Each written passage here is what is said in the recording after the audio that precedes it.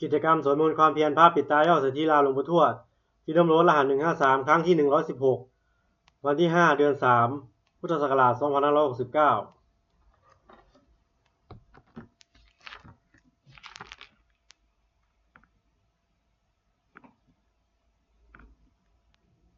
บัดนี้เป็นครั้งที่116ตรงกับวันที่5เดือน3พุทธศักราช2569ข้าพเจ้านายชิดชัยคำปันขอเปล่งวาจาสาธยายพุทธมนต์ถวายเป็นพุทธบูชาธรรมบูชาสังฆบูชาและเป็นอาจาริยบูชาในองค์พระความปฏิเทระเจ้าองค์หลวงปู่สำเร็จรุ่นหลวงปู่บุญเดชหลวงปู่ศิลาตลอดทั้งครูบาอาจารย์ผู้เป็นเจ้าของวิชาจินดามณีขอเทพเทวดาเจ้าทั้งหลายโปรดจงมาอนุโมทนาในการสวดสาธยายของข้าพเจ้านี้ขออนุภาพคุณพระรัตนตรัยครูบาอาจารย์และเทพเทวดาทั้งหลายโปรดจงบันดาลให้จิตของข้าพเจ้าเป็นสมาธิอันควรแก่การสวดสาธยายมนต์ต่อไปบทสวดชุมนุมเทวดาสามันตาจักวาเลสุอัตระคัจฉันตุเทวตาสัทธามังมุนิราชสาสุนันตุสัคโมคทังสักเคกาเมจรูเปคิริสิขารตเตจันตลิเควิมาเนทีเประเทจะคาเมตารุอนาคาเนเคหวัตุมิเคเตภูมิมาจยันตุเทวาชาลาทลวิสามียขาคันทัพนาคาติทันตาสันติเกยังมุนิวรวัจนังสาทโวเมสุนันตุธรรมสวรกโลยัมปทันตาธรรมสวรกโลยัมปทันตาธรรมสวรกโลยัมปทันตาบทสวดนามการสิทธิคาถานะโมตัสสะภะคะวะโตอะระหะโตสัมมาสัมพุทธัสสะนะโมตัสสะภะคะวะโตอะระหะโตสัมมาสัมพุทธัสสะนะโมตัสสะภะคะวะโตอะระหะโตสัมมาสัมพุทธัสสะบทสวดสัจจกิริยาคาถานาติเมสรณังอัญญังพุทโธเมสรณังวรังเอเตนะสัจจวาเจนะโสติเมโหตุสัพพทานาติเมสรณังอัญญังธัมโมเมสรณังวรังเอเตนะสัจจวาเจนะโสติเมโหตุสัพพทานาติเมสรณังอัญญังสังโฆเมสรณังวรังเอเตนะสัจจวาเจนะโสติเมโหตุสัพพทาบทสวดมหาการุณิโกนาโถติยาธิกาคาถามหาการุณิโกนาโถอัฏฐายสัพพปานินังปุเรตวาปารมีสัพพะปะโตสัมโพธิมุตตมังเอเตนะสัจจวาเชนะมโหตุสัพพุปัทวามหาการุณิโกนาโถหิตายะสัพพปานินังปุเรตวาปารมีสัพพะปะโตสัมโพธิมุตตมังเอเตนะสัจจวาเชนะมโหตุสัพพุปัทวามหาการุณิโกนาโถสุขายะสัพพปานินังปุเรตวาปารมีสัพพะปัตโตสัมโพธิมุตตมังเอเตนะสัจจวัชเชนะมโหตุสัพพุปัทวาบทสวดมหาสมัยสูตรเอวัมเมสุตังเอกังสมยังวะคะวาสักเกสุหรติกปิลวัตุสมิงมหาวเนมหาตาภิกขุสังฆนาสัตถิงปัจจมเตหิภิกขุสัตเตหิสัพเพเหวะอาราหันเตหิทัสสหิจารุกถาตุหิเทวตาเยปุเยนะสานิปติตาโหติภควันตังทัสนายาภิกขุสังฆัญจะอัตโคจตุนังสุทาวาสกายิกานังเทวานังเอตถะโหสิยังโคภควาสักเกสุหรติกปิลวัตุสมิงมหาวเนมหาตาภิกขุสังฆนาสัตถิงปัจจมเตหิภิกขุสัตเตหิสัพเพเหวะอรหันเตหิทัสสหิจารุกถาตุหิเทวตาเยปุเยนะสานิปติตาโหติภควันตังทัสนายาภิกขุสังฆัญจะยานุนามายัมปิเยนะภควาเตนุปสังกเมยมะอุปสังกมิตวาภควโตสันติเกปเจกคาถาภาเสยามาติอัตโคตาเทวตาสยตาปีนามาภรวาปุริโสสมิจิตังวาพหังปัสสาเรยะปัสสาริตังวาพหังสมิเชยะเอวาเมวาสุทาวาเสสุเทเวสุอันตรหิตาภควโตปาตุระหังสุอัตโคตาเทวตาภควันตังอภิวาเทตวาเอกามตังอทังสุเอกามันตังนิตาโคเอกาเทวตาภควโตสันติเกอิมังคารังอภาสิมหาสมัยโยปวานัสมิงเทวกายาสมาคตาอาคตัมหิมังธัมมาสมยังทักิตาเยวะอปราชิตังคันติอรโคอปราเทวตาภควโตสันติเกอิมังคารังอภาสิตตระภิกขวูสมาทหังสุจิตังอัตโนจุกรรมกังสุสาราทิวาเนตานิกเหตวาอินทริยานิราคันติปันทิตาติ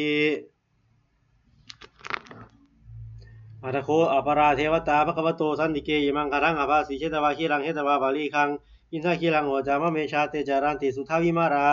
จตุมตาสุทันตาสุสุนาคาติอัตโคอปราเทวตาภควโตสันติเกอิมังคารังอภาสีเยเกจิพุทธังสรนังคตาเสนาเตขมิสันติอปายะผู้มิงปหายะมานุสังเทหังเทวกายังปาริ ปาริปุเรสันติติอัตโหภควาภิกขุอามันเตสิเยภูเยนะภิกขเวทัสสสุโรกธาตุสุเทวตาสันนิปติตาโหติตถาคตังทัศนายาภิกขุสังฆัญจะเยปิเตภิกขเวอเหสุงอติตมัฏฐานังอรหันโตสัมมาสัมพุทธาเตสัมปีภควันตานังเอตปรมาเยวะเทวตาสันนิปติตาอเหสุงสยทัปปิมหังเอตระหิเยปิเตภิกขเวอเหภิกขเวอภาวิสติอนาคตมัฏฐานังอรหันโตสัมมาสัมพุทธาเตสัมปีภควันตานังเอตปรมาเยวะเทวตาสันนิปติตาภวิสันติสยทัปปิมหังเอตระหิอาจิกิสามิติภิกขเวทัสเทวกายานังนามานิกิติสามิภิกขเวเทวกายานังนามานิกิติสามิภิกขเวเทวกายานังนามานิตังสุนาถาสาธุกังวันสิกโรธาภาสิสามิติเอวัมพันเตโคภิกขุภควโตปัจจสสุภควาเอตถาโวจะกิโลกัมมนุษย์กาสามิยะถาภูมาราสิตาเยสิตาคิริคภารังปหิตตาสมาหิตาอุทุสิหาวสาลีนาโลมหังสาปิสัมพุโนโอทาตมนาสาสุทาวิปัสสนามนาวิลาพิญโยปัจจสเตยตวาวเนกปิลวัฏเวตโตมัติสัทธาสาวเกสสเนรเตเทวกายาอภิกันตาเตวิชานาถาภิกขโวเตจาอาตปมะกรุงสุตวาพุทธศาสนังเตสัมปะทุระหุยานังอมนุสานาทัสนังอภิเกสตมัทขุงสหสังอัฏฐสตริงสตังเอเกสหสานังอมนุสานาทัสนังอมนุสานะมัทสุงอภิเกนันธมัทขุงทิสาสภาพุตตาอหุงตัญจสัพพังอภิญญายะวะคิตวานะจักขุมา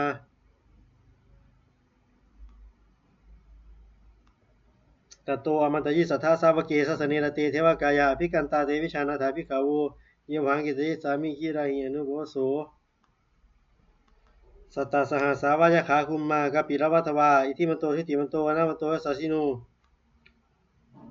โมทัมมานาภิกขมุงภิกขุนังสามิติวานัง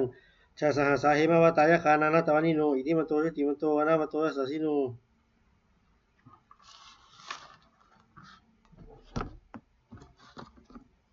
โมทัมมานาภิกขมุงภิกขุนังสามิติวานังสาตาคีราติสหสายคานานัตตวานิโนอิทิมันโตทิติมันโตอนามันโตสัสสิโน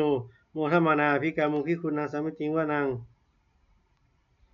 อิเจเตโสรสาสหสายคานานัตตวานิโน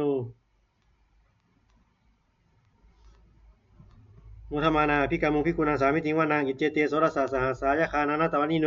อิทิมันโตชุติมันโตอนาวันโตสัสสิโนมุทมานาภิกขมุงภิกขุนังสามิติวานังเวสามิตาปัจจสตายคานานาตวานิโนอิทิมันโตชุติมันโตอนาวันโตสัสสิโนมุทมานาภิกขมุงภิกขุนังสามิติวานังกุเมโรราชขีโกเวปุรสานิเวสนังพิญโยนังสัตตสหสังยะคานังปาริรูปาสติกุเมโรราชขีโกเวปุรโสภคาสามิติวานังปุริมะจาทิสังราชาทัตตรัตโถปัสสสติขันธพานังอธิปติมหาราชาสัสสิโสปุตตปิ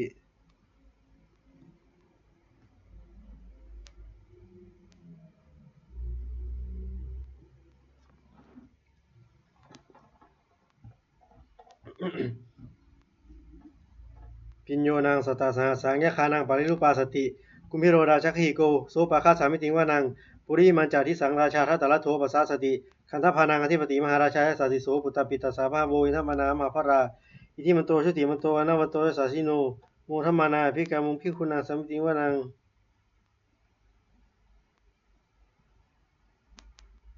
ถ้าขีนันจาทิสังราชาวิรุณโหตาปัสสสติกุมพันธานังอธิปติมหาราชาสัสสิโสปุตตปิตัสสะภาโวอินทมนามหาภราอิทิมันโตชุติมันโตอนาวันโตสัสสิโนโมทัมมานาภิกขมุงภิกขุนังสามิติวานังปัจจิมันจาทิสังราชาวิรูปโขปัสสสตินาคานังอธิปติมหาราชาสัสสิโสปุตตปิตัสสะภาโวอินทมนามหาภราอิทิมันโตชุติมันโตอนาวันโตสัสสิโนโมทัมมานาภิกขมุงภิกขุนังสามิติวานังอุตารัญจาทิสังราชากุเวโรตปัสสสติยะคานังปริ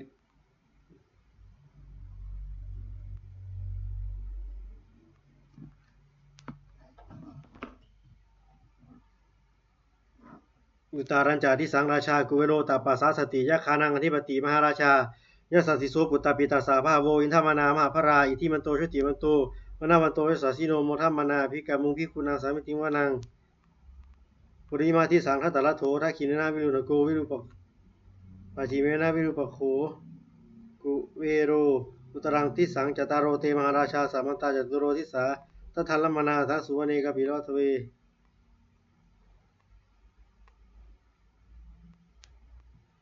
เตสังมายาวิโนทัสสาคูวาจานิกาสัทธามายากุเตนทุเวเตนทุวิภู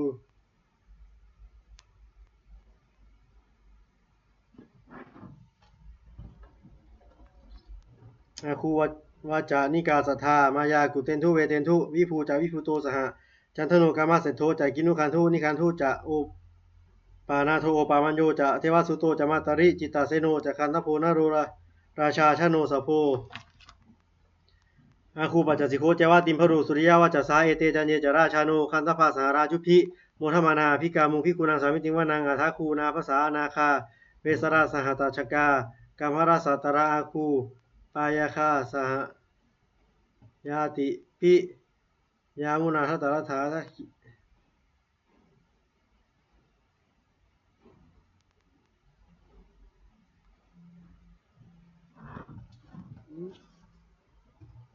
อาคูปัจจสิโคเจวาติมพรูสุริยาวาจสาเอเตจันเยจราชาโนคันทภาสหราชุพิโมทมานาพิกามุพิกุนังสามิติวานัง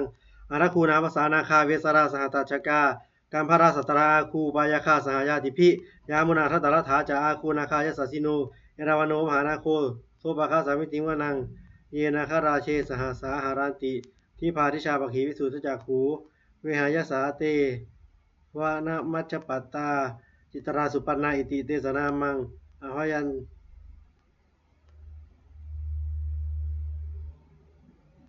ันตถานาคาราชานามาสิสุปันนโตเขมมกาสีพุทโธสันหหิวาจาหิอุปาวหายตานาคาสุปันนาสรณามกังสุพุทธัง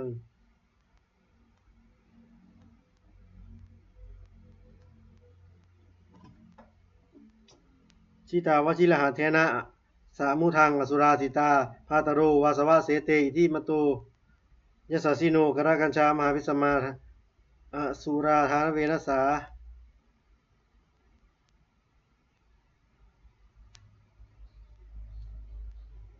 เวปจิตติสุจิตติจะปหาราโทนมุจีสหสัตจะภริปุตตานังสัพเพเวโรจนามกาสนาหิตวาภลิงเสนังราหูคัทธามุปาคมุงสมาโยธานิพัทันเตภิกขุนังสัมมิติวานังสมาโยธานิพัทันเตภิกขุนังสามิติวานัง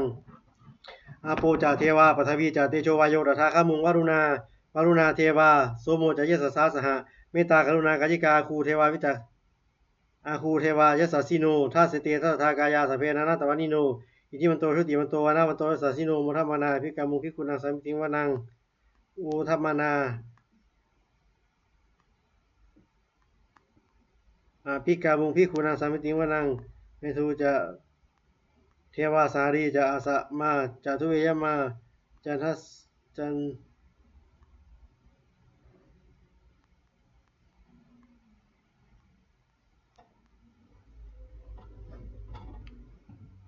เวนทูจะเทวาสารีจะอาสามาจะทุเวยมา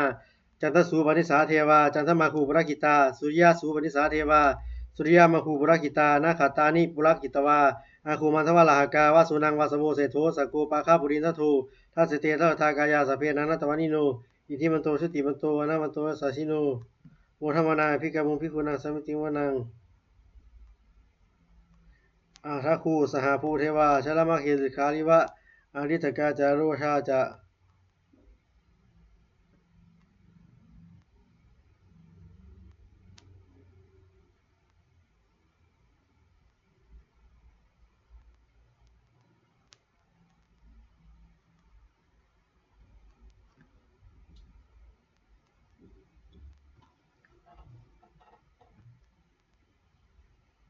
อาทาคูสหภูเทวาชลมะกิตสิขาริวะอาริตกาจาโรชาจะอุมาบุภาสิโนวรุณาสหธรรมาจะอจุตาจะอเนชกาสุรยาลุจิลาอาคูวาสวะเนสิโนทัสเตทัตถากายาสเพนันตวันิโนอิทิมันโตชุติมันโตวนามันโตสัสสิโนโมทัมมานาภิกามุภิกขุนังสามิติวานังสมนามหาสมนามานุสามานุสุตมาจิตาปทุสิกาอาคู อาคูปมโนปทุสิกาอาทาคูหรโยเทวาเยจารุหิตวาสิโนปาราคามหาปาราคาคูเทวาวิจัยสัสสิโนทัสเสเตสัทธากายาสเพนันตวานิโนอิทิมันโตชุติมันโตวนามันโตสัสสิโนโมทมานาภิกามุงภิกขุนาสามิติงวนังกุสุกรากรุมหารุณาอาคูเวคณสาสหะโอทาตกายหาปะโมคาอาคูเทวาวิจักขณาสทามตาหาราคาชามิสกาจายสัสสิโนธนายัง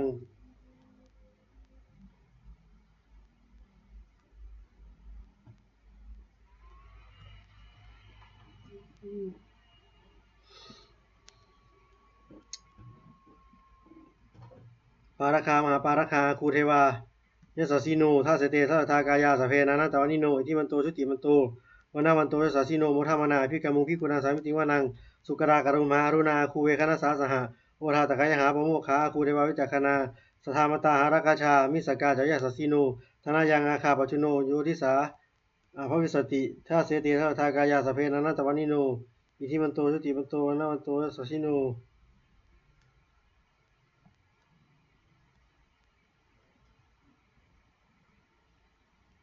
อิทิมันโตชุติมันโตวนามันโตยสัสสิโนโมทมานาภิกามุงภิกขุนาสามิติงวนังเคมิยาดุสิตายามากัตกาจายสัสสิโน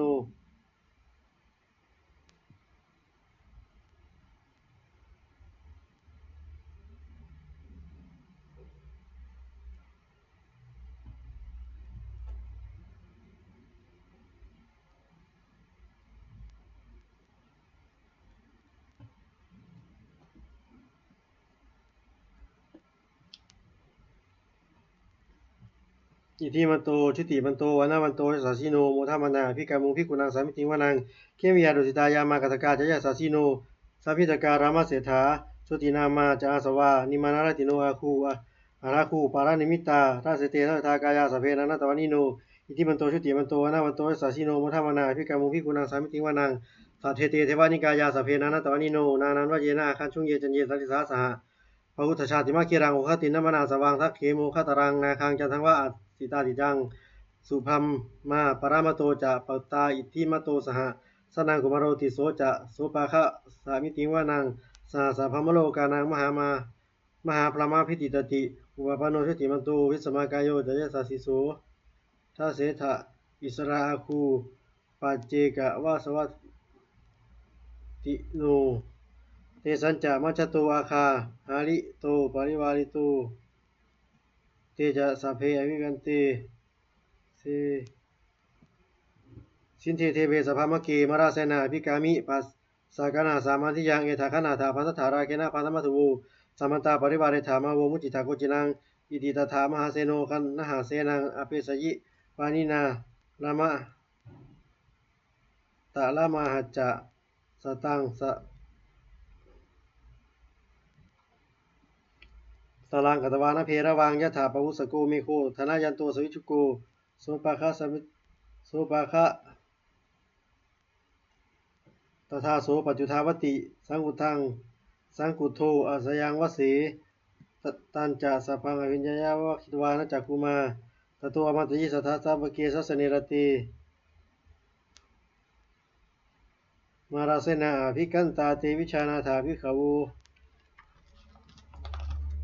เตจาตปมะคดุงสุตวาพุทธศาสสนังวิตาราเคหิปกามุงเนสร้างโรมปีนชยุงสเพวิจิตสร้างข้ามาพยาติตายสัสสิโนโมทันติสหภูเตหิสาวกาเตชะเนสุตาติ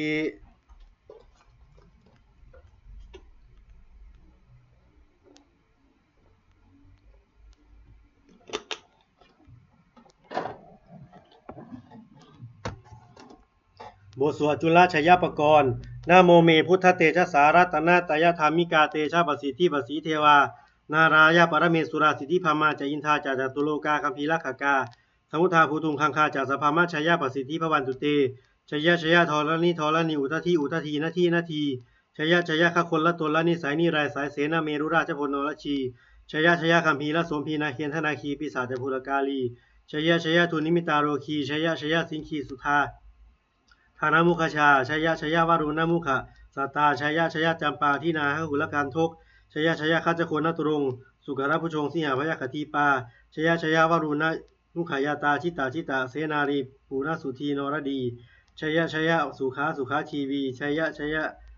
ธรณีตะเลสัทธาสุชัยยาชัยยะชัยยะธรณีสานตินสัทธาชัยยะชัยยะมังคลารัญญาภวเคชัยยะชัยยะวารุณยะเขชัยยะชัยยะรุราคาเสสุราภุชาติชาชัยยะชัยยะพรามเมนทัคนาชัยยะชัยยะราชาธิราชสาชัยชัยยะชัยยะปัทวิงสัพพังชัยยะชัยยะอรหันตาปัจเจกพุทธสาวังชัยยะชัยยะมเหสุโรหโรหรินเทวาชัยยะชัยยะ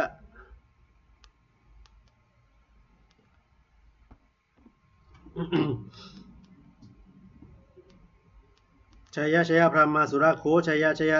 นาโควิรุณโกวิรูปโคจันทิมาราวิอินโทจาเวนะเตยโยจะกุเวโรวารุโนปิจะอคิวาโยจะปาจุนโหกุมาโรทัตตระตะโกอัทธารสะมหาเทวาสิทธิตาปัสสะอาทโยอิสิโนสาวกาสเพนะตวานิโน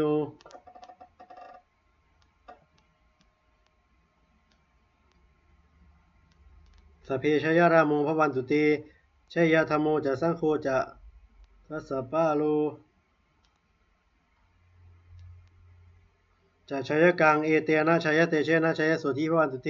เอเตนะพุทธาเตเชนะโสธิโหตุนิรันเอเตนะพุทธาเตเชนะโหตุเตชัยมังคลังชโยปีพุทธศาสสิริมโตอายังมาลสัจจปาปิมโตปราชโยอุโคสยามโพธิมันเตปโมทิตาชัยตถาพระมคณามหิสิโนชโยปีพุทธศาสสิริมโตอายังมาลสัจจปาปิมโตปราชโยอุโคสยามโพธิมันเตปโมทิตาชัยตถาอินทคณามหิสิโนชโยปีพุทธศาสสิริมโตอายังมาลสัจจปาปิมโตปราชโยอุโคสยามโพธิมันเตปโมทิตาชัยตถาเทวคณามหิสิโนชโยปีพุทธศาสสิริมโตอายังมาลสัจจปาปิมโตปราชโยอุโคสยามโพธิมันเตปโมทิตาชัยตถา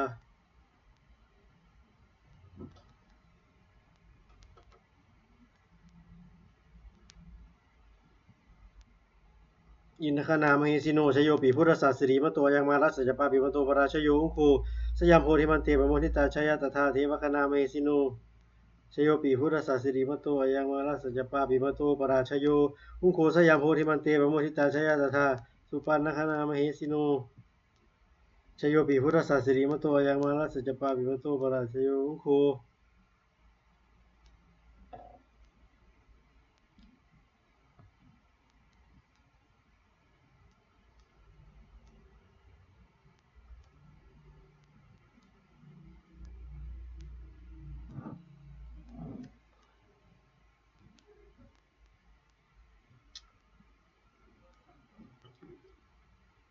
อุโคสยามโพธิมันเตปโมทิตาชัยตถาเทวคณามหิสิโนชโยปีพุทธศาสสิริมโตยังมารัสสัจจปาปิมโตปราชโยอุโคสยามโพธิมันเตปโมทิตาชัยตถาสุปันนคณามหิสิโนชโยปีพุทธศาสสิริมโตยังมารัสสัจจปาปิมโตปราชโยอุโคสยามโพธิมันเตปโมทิตาชัยตถานาคณามหิสิโนชโยปีพุทธศาสสิริมโตยังมาลสัจจปาปิมโตปราชโยอุโคสยามโพธิมันเตปโมทิตาชยตถาสัพพมคณามหิสิโนชยันโตโพธิยามูเรสกยานังนันทิวัฒโนเอวังตวังวิชโยหิชยาสุชยมังคลีปาราชิตปัลลังเกสิสิริโปคลีอวิสิกีสัพพุทธานังข้าพโตวโมทัตติสุนัขตังสมังครังสุภาพตังสุติตังสุขโนสมุโหโตจักสุวิทังพรหมจาริสุปทักขินังกายกัมมังวจากัมมังปทักขินังมโนกัมมังวนิทิเตปทักขินานิกาตวันลาภันตเถ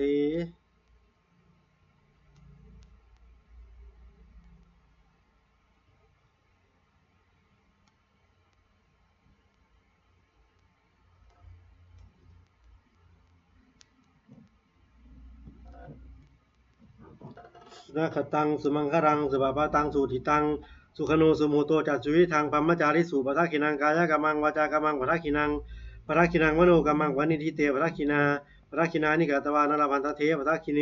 เออัตตรัฏฐาสุกิตาวิรุณหาปุรสาสเนอโรคาสุกิตาโหนทาสหสาเพหิยาติภิสุนันตุโพนโตเยเทวาสมิงทะเนทิกตาทีคายุกาสัทธาโหตุสุกิตาโหตุสัพพทาราคันตุ ยากาจิราคันตุสาภาสาตานังราคันตุชินสาสนังยากาจิปัฏนาเตสังสพเพปุเรตุมโนรัฐายุทธการเรปวาสันตุวสังวสาวรังการูคาจุปัฏฐวาเตสังนิวาเรนตุจะสัพพทากายาสุขังจิตตสุขังอรหันตุยะถาระหังบทสวดธรรมานิยามสุตตังเอวัมเมสุตตังเอกังสมยังภควาสวัตยังหรติเชตวานีอนาคาบินิกาสาอาราเมตตระโคภควาภิกขุอมันเตสีภิกขโวติปะทันเตติเตภิกขุภควโตปัจจโสสุภควาเอตถาโวจะอุปาทาวาภิกขเวตถาคตานังอนุปาทาวาตถาคตานังทิตาวาสาหตุธรรมเดชตาธรรมานิยามตาสัพเพสังขาราอนิจจาติ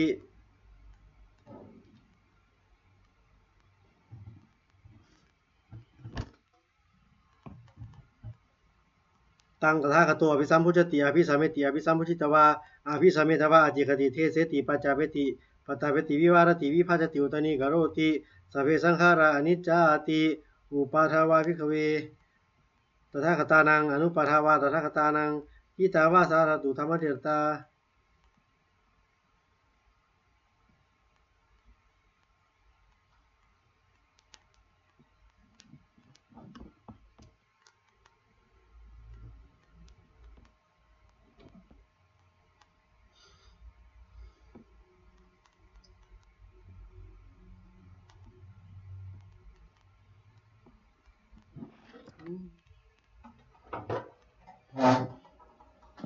บทสวดธรรมานิยามสุตตังเอวาเมสุตตังเอกังสัมยังภควาสวัตยังหรติเชตวานีอนาคาบินิกาสาอาราเมตตระโคภควาภิกขุอมันเตสีภิกขโวติปะทันเตติเตภิกขุภควโตปัจจโสสุภควาเอตถาโวจะอุปาทาวาภิกขเวตถาคตานังอนุปาทาวาตถาคตานังทิตาวาสาธาตุธรรมเทตตาธรรมานิยามตาสัพเพสังขาราอนิจจาติตังตถาคโตอภิสัมพุชติอภิสัมเมติอภิสัมพุชิตวาอภิสัมเมตวาอจิคติเทเสติปัจจาเวติปัฏฐาเวติวิวารติวิภาชติอุตนิกโรติสัพเพสังขาราอนิจจาติอุปาทาวาภิกขเวตถาคตานังทิอนุปาทาวาตถาคตานังทิตาวาสาธาตุธรรมเดชตาธรรมานิยามตาสัพเพสังขาราทุกขาติตังตถาคโตอภิสัมพุชติอภิสัมเมติอภิสัมพุชิตวาอภิสัมเมตวาอจิคติเทเสติปัจจาเวติปัตตาเวติวิวารติวิภาชติอุตนิกโรติสัพเพสังขาราทุกขาติอุปาทาวาภิกขเวตถาคตานังอนุปาทาวาตถาคตานังทิตาวาสาธาตุธรรมเดชตาธรรมานิยามตาสัพเพธรรมานัตตาติตังตถาคโตอภิสัมพุชติอภิสัมเมติอภิสัมพุชิตวาอภิสัมเมตวาอจิคติเทเสติปัจจาเวติปัตตาเวติวิวารติวิภาชติอุตนิกโรติอิธรรมโวจาภควาอัตตมานาเตภิกขุภควโตภาสีตังอภินันทุนติบทสวดพระเทกรัตตคาถาแปลอาทิตังนานะวาคะเมยยะนาปฏิกังเคอนาคตังบุคคลไม่ควรตามคิดถึงสิ่งที่ล่วงไปแล้วด้วยอะไรและไม่พึงพวงถึงสิ่งที่ยังไม่มาถึงยะธาตีตามปะเหนันตังอปาตันจะอนาคตังสิ่งเป็นอดีตก็ละไปแล้วสิ่งเป็นอนาคตก็ยังไม่มาปัจจุบันนั้นจะโยธรรมังตถะวิปัสสะ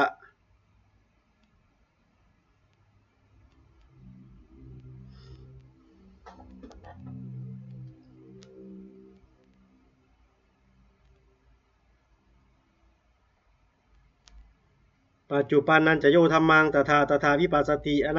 อสังหิรังอสังกุปปังตังวิธามนูพระดูหเยผู้ใดเห็นธรรมมันเกิดขึ้นเฉพาะหน้าในที่นั้นๆอย่างจำแจ้งไม่งอเล่นก่อนแข่งเขาควรเพราะพูนอาการเช่นนั้นไว้เชวากิจจะมาตับปังโกชัญญามรณังสุเวความเพียรเป็นกิจที่ต้องทำวันนี้ใครจะรู้ความตายแม้พรุ่งนี้นาหิโนสังขารันเตนะมหาเสเนนะมัจจุนาเพราะการผาดเพี้ยนต่อมัจจุราชซึ่งมีเสนามากย่อมไม่มีสำหรับเราเอวังวิหาริมาตาปิงโหรัตตามาตันติตังวิภัทเทกัตการาโตติสันโตอาจิขาเตมุนีผู้สงบย่อมกล่าวเรียกผู้มีความเพียรอยู่เช่นนั้นไม่เกียจคร้านทั้งกลางวันกลางคืนว่าเป็นผู้ อยู่แม้เพียงราตรีเดียวก็น่าชมบทสวดธรรมะสังเวคัปปัจจเวคณะแปลสัพเพสังขาราอนิจจาสังขารคือร่างกายจิตใจและรูปธรรมนามธรรมทั้งหมดทั้งสิ้นมันไม่เที่ยงเกิดขึ้นแล้วดับไปมีแล้วหายไปสัพเพสังขาราทุกขาสังขารคือร่างกายจิตใจและรูปธรรมนามธรรมทั้งหมดทั้งสิ้นมันเป็นทุกข์ทนยากเพราะเกิดขึ้นแล้วเกิดเจ็บตายไป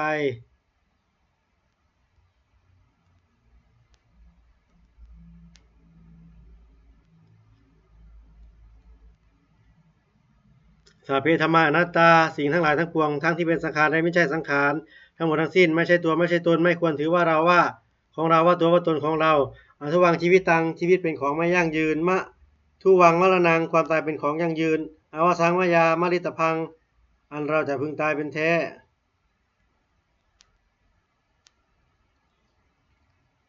มรณะปะริโยสานังเมชีวิตัง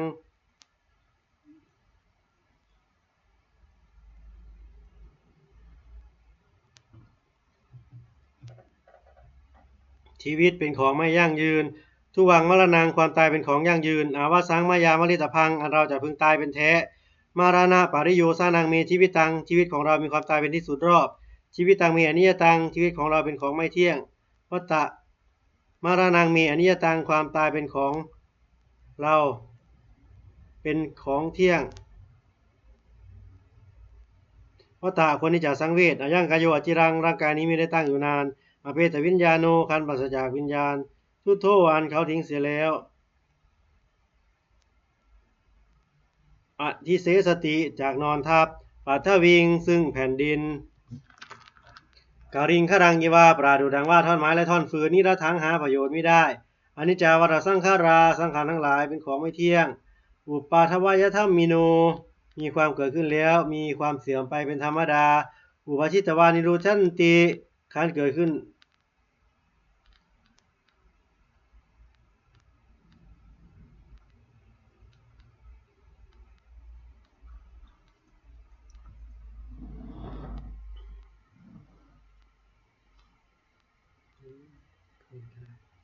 อนิจจาวัฏสังขาราสังขารทั้งหลายไม่เที่ยงหนออุปาทวยธรรมมิโนมีความเกิดขึ้นแล้วมีความเสื่อมไปเป็นธรรมดาอุปชิตวานิโรชันติการเกิดขึ้นแล้วย่อมดับไปเตสังหัวสมุสุโคความเข้าไปสงบระงับสังขารทั้งหลายเป็นสุขอย่างยิ่งสัพเพสัตตามรันติจาสัตว์ทั้งหลายทั้งปวงกำลังตายอยู่มาดิงสุจามริสเลที่ตายแล้วและกำลังจะตายแต่เทวหังมริสามีเราก็จักตายอย่างนั้นเหมือนกันนัตถิเมเอตสังสโยความสงสัยในความตายนี้ย่อมไม่มีแก่เราเลยบทสวดเมตตายังกินจิยังกินจิกุสลังกัมมังสาเพหิพาเตหิกตังบุญยังนูอนุโมทันตุสุนันตุโพโตเยเทวาสมิงทานิอธิกตาทีคายุกาสัทธาโหนตุสุกิตาโหนตุทุกขาพหุจันตุมาตาปิตาสุกิตาโหนตุทุกขาพหุจันตุสาเพยาติกาสุกิตาโหนตุพระสุกิตาโหนตุทุกขาพหุจันตุสาเพอายาติกาสุกิตาโหนตุทุกขาพหุจันตุสาเพปิสาสาเพยะขาสาเพเปตาสุกิตาโหนตุทุกขาพหุจันตุสัพเพอาจาริยุปัจจยายะสุขิตาโหตุทุกขาพหุจันตุสัพเพนะขัตตา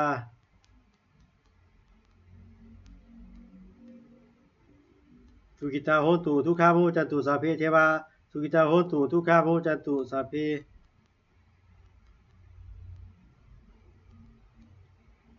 ทุกขาพหุจันตุสัพเพสามะตินังสามิชันตุบทสวดบูชาหลวงปู่ทวดนะโมโพธิสัตว์ตัวอาคารติมายะอิติเปขวานะโมโพธิสัตว์ตัวอาคารติมายะอิติเปขวานะโมโพธิสัตว์ตัวอาคารติมายะอิติเปขวา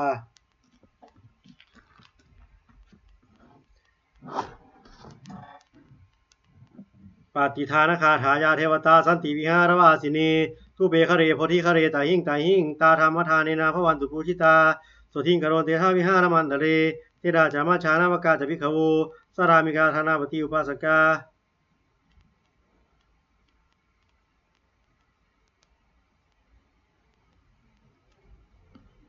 เทราจามาชานาวกาจะพิขโวสรามิกาธนาปฏิอุปาสกาขมาจากเทสานิขมาเทสราสัปปานาภูตาสุกิตาพระวันตุเตชราภูชาเยปิจารันสัมภวาสังเสทชาตาทโวปาติกานิยานิกังธรรมวรังปฏิสเตสัพเพ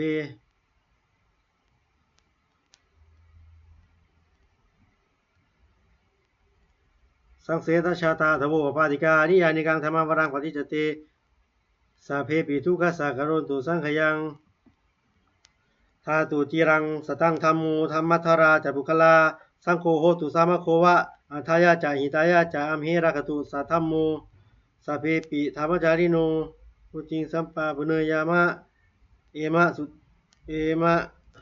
ธรรมีอริยปเวทิเตปัสสนาโหตุสัพเพปิปานิโนพุทธศาสเนสัมมาทานังภเวชันตุกาเรเทโวภวสตุ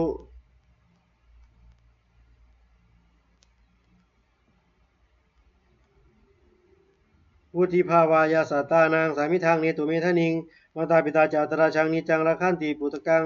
เอวังธรรมี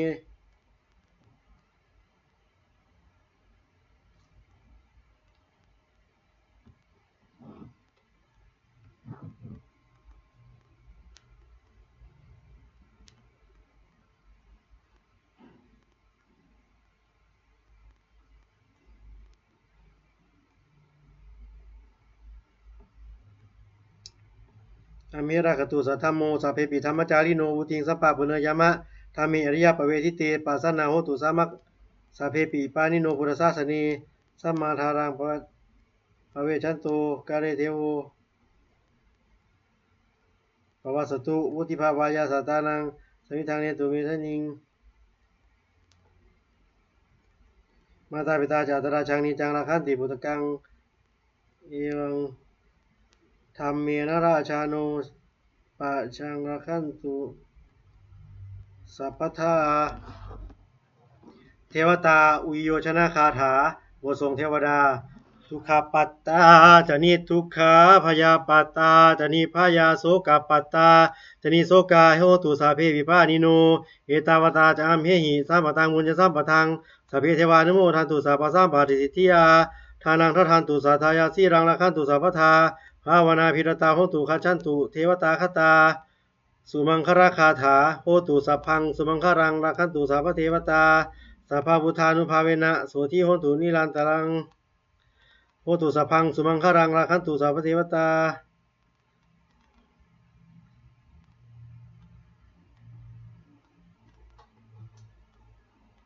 สัพเพธรรมานุภาเวนะโสทิโหตุนิรันตรังโหตุสัพพังสุมังครังราคันตุสัพพเทวตาสัพพสังฆานุภาเวนะโสทิโหตุนิรันตรังโหตุสัพพังสุมังครังราคันตุสัพพเทวตาสัพพสังฆานุภาเวนะโสทิโหตุนิรันตรัง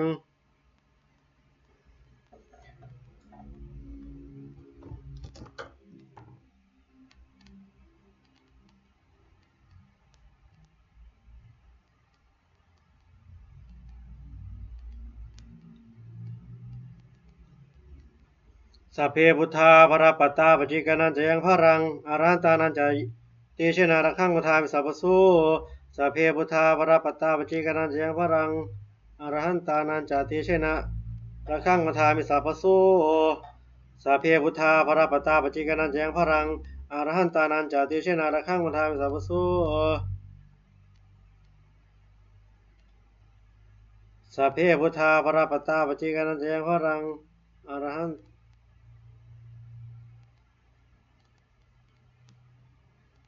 อรหันตานันจะเตชนาระขังพุทธามิสัพพสุสัพเพพุทธาภรปัตตาปจิกนันจะยังพรังอรหันตานันจะเตชนาระขังพุทธามิสัพพสุสัพเพพุทธาภรปัตตาปจิกนันจะยังพรังอรหันตานันจะเตชนาระขังพุทธามิสัพพสุสัพเพพุทธาภรปัตตาปจิกนันจะยังพรังอรหันตานันจะเตชนาระขังพุทธามิสัพพสุ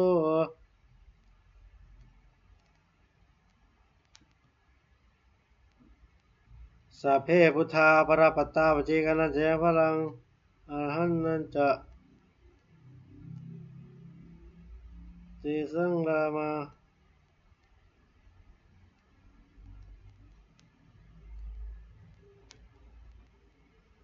สัพเพพุทธาภรปัตตาปจิกนันจะยังพรังอรหันตานันจะเตชนาระขังพุทธามิสัพพสุสัพเพพุทธาภรปัตตาปจิกนันจะยังพรังอรหันตานันจะเตชนาระขังพุทธามิสัพพสุสาธุสาธุด้วยอำนาจแห่งบุญกุศลที่ข้าพเจ้าได้สวดสาธยายพระพุทธมนต์นี้ข้าพเจ้าขอนำเกล้าอุทิศถวายเป็นพระราชกุศลแด่ สมเด็จพระนางเจ้าสิริกิติ์พระบรมราชินีนาถพระบรมราชชนนีพันปีหลวงผู้เสด็จสู่สวรรคาลัยขออานิสงส์แห่งบุญกุศลนี้จงเป็นสัพพสิริมงคลแก่ข้าพเจ้าให้แคล้วคลาดปลอดภัยปราศจากทุกโศกโรคภัยอันตรายทั้งปวงให้มีแหล่งรายได้อันสุจริตมั่นคงเป็นสมาอาชีพอันชอบธรรมคำว่าไม่มีอดอยากยากจนขอให้ได้มีแก่ข้าพเจ้า